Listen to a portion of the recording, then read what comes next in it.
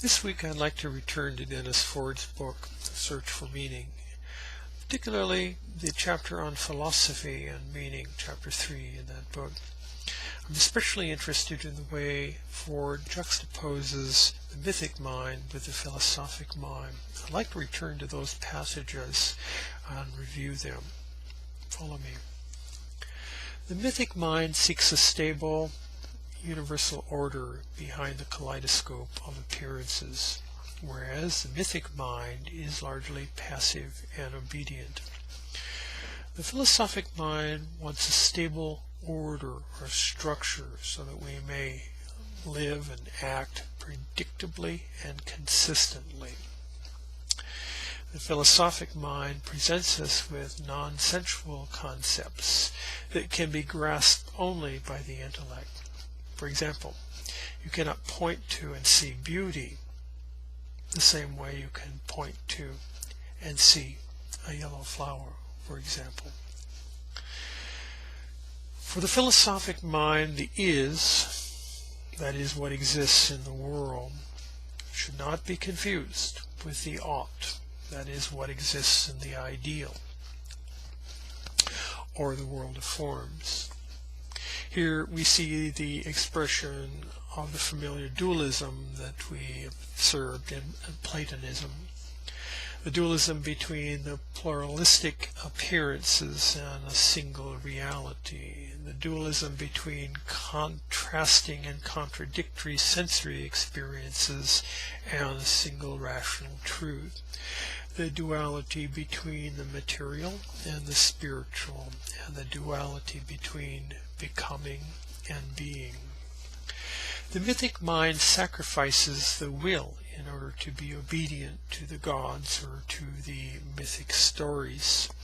The philosophic mind sacrifices the illusion and the seduction of appearances to know and conform to the abstract and nonsensical truth.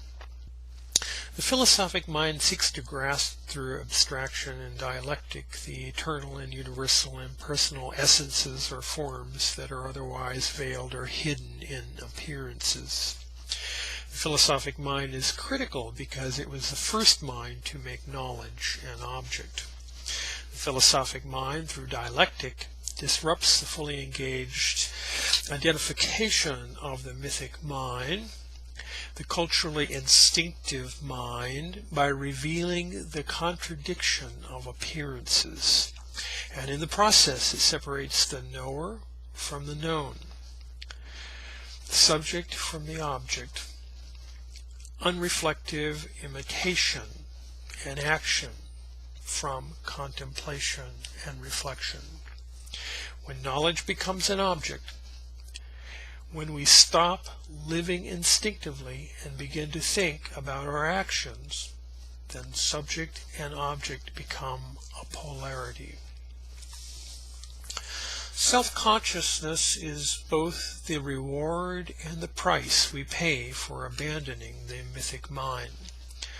More than a body of knowledge, philosophy is a technique that begins in discontent, skepticism, and the inconsistencies of common experience to achieve an intellectual grasp of a single truth. We know philosophically by seeing with the mind's eye, not with the eye of the senses. The philosophic mind emphasizes that the world is not as it appears. Many, and perhaps most people, are content with the appearances of this world and find no cause to disengage from the instincts that their culture provides.